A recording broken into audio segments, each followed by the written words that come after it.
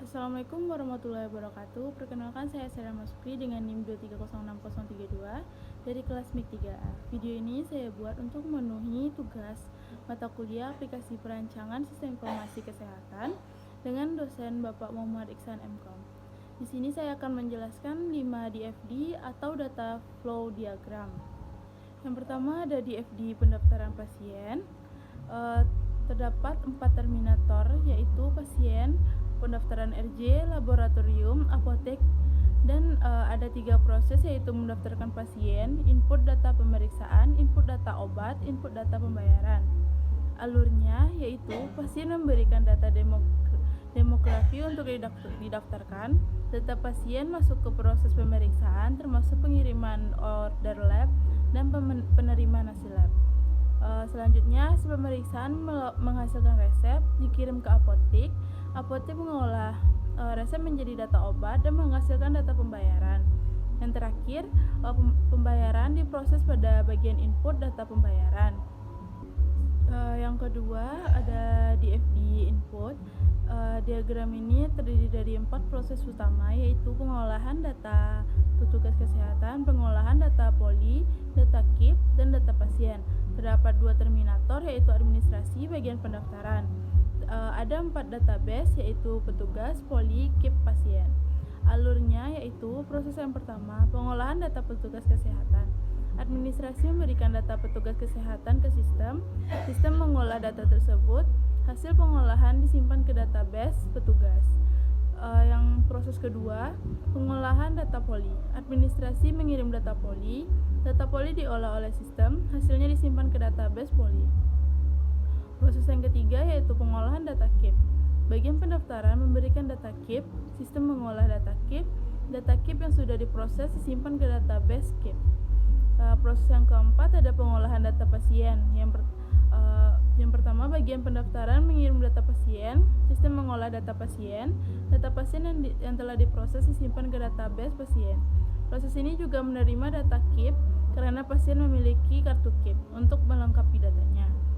Yang ketiga, ada DFD login. Terdapat 1 terminator, yaitu petugas rekam medis, dan terdapat 2 proses, yaitu username dan password. Proses yang pertama yaitu validasi username. Petugas rekam medis memasukkan username dan password. Username dikirimkan ke TB user atau database user. Database mengirimkan data username kembali. Yang proses kedua, validasi password.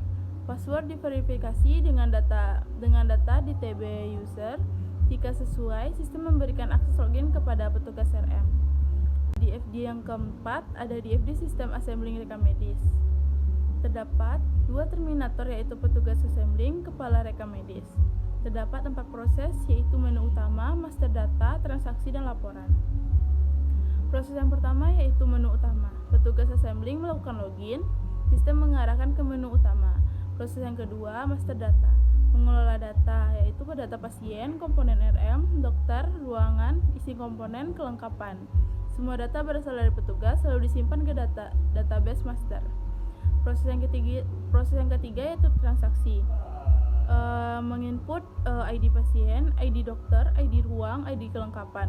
Mengolah penilaian kelengkapan rekam medis. Proses yang keempat, laporan.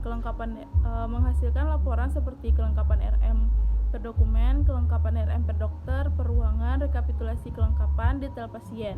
Semua laporan dikirim ke kepala rekam medis. Yang kelima ada DFD sistem assembling. Yang kelima yaitu terdapat 4 terminator, yaitu petugas check-in, penumpang, pemimpin, dan regulator. Ada 3 proses yaitu sistem pemesanan tiket, proses registrasi user SSP, pencatatan laporan sukarela. Yaitu terdapat 1 database, yaitu data penumpang. Proses pertama yaitu sistem pemesanan tiket. Penumpang mengirim data penumpang ke sistem pemesanan tiket. Petugas check-in juga mengirim data penumpang untuk verifikasi. Sistem melakukan verifikasi data, kemudian menghasilkan verified data. Proses kedua yaitu proses registrasi user SSP. Setelah diverifikasi, sistem mengirimkan kredit data ke proses registrasi user SSP. Jika diperlukan, proses registrasi dapat meminta data kembali atau request data ke sistem tiket. Proses selanjutnya yaitu